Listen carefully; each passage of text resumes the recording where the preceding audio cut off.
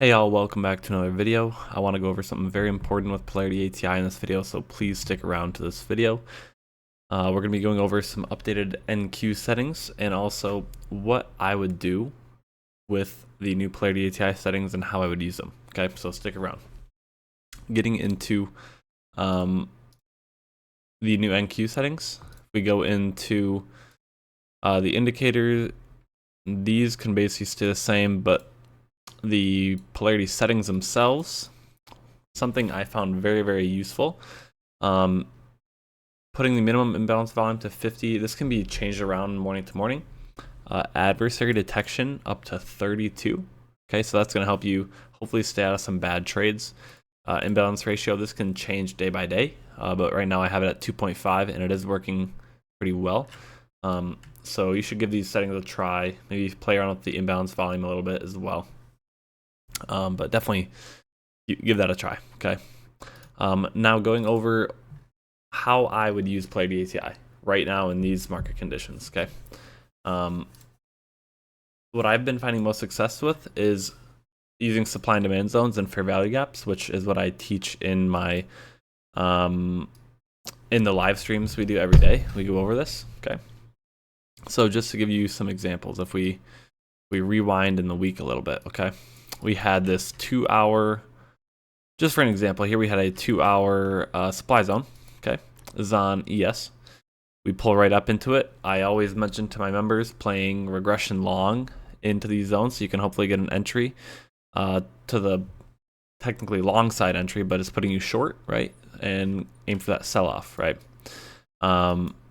And again, can be same things here, right? We had a 2 hour supply zone towards the after hours.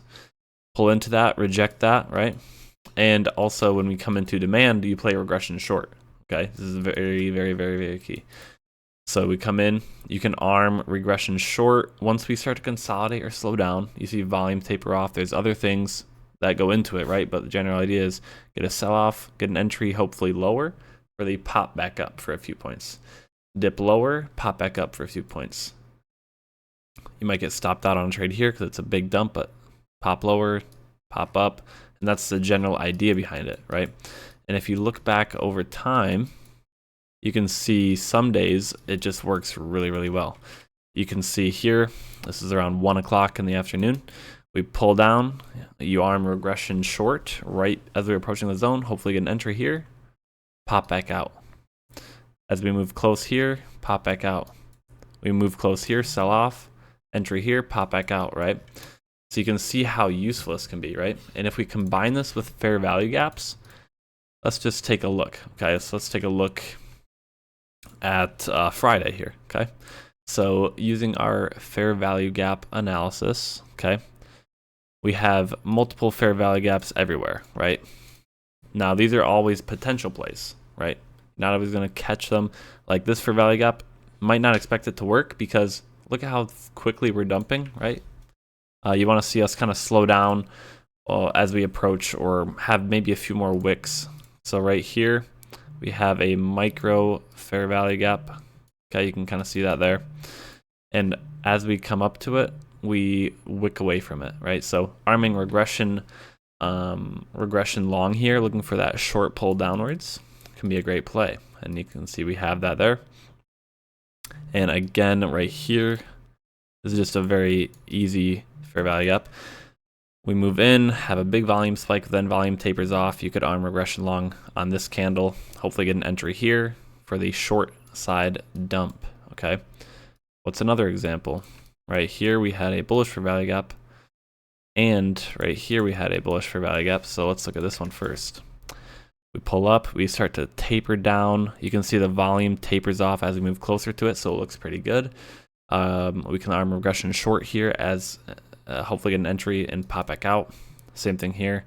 Volume does increase and then it starts to taper off or increase to the buy side. So you could arm regression short around these two green candles. Hopefully get an entry, pop back up. What's another one? Right here. We pull down. You can look for a regression short entry. Volume is increasing as we're moving down, which isn't a great sign. But then here we taper off and then volume starts to increase and build to the upside. So you could look to arm regression short around these three candles. and pop back out again.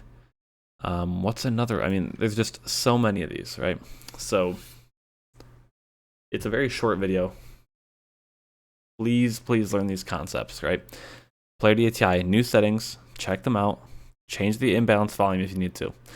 Fair value gaps, you should be playing them. Learn them, join the Discord, YouTube them, whatever you want. I made another video on them. Supply and demand. I have a free course for supply and demand in the Discord, and we go over this every day on live stream. Okay, we call out trades like this every day on live stream. It is that simple. You don't need to use Polarity ATI exactly like Connor does to make a profit, okay? You do not need to use it exactly like he does to make a profit. You can use it in many other ways, and right now I think this is the safest, most consistent way to use it. So hopefully you guys enjoy this video. Drop a like and subscribe, and I hope to see you guys in the Discord live streams. I'll see ya.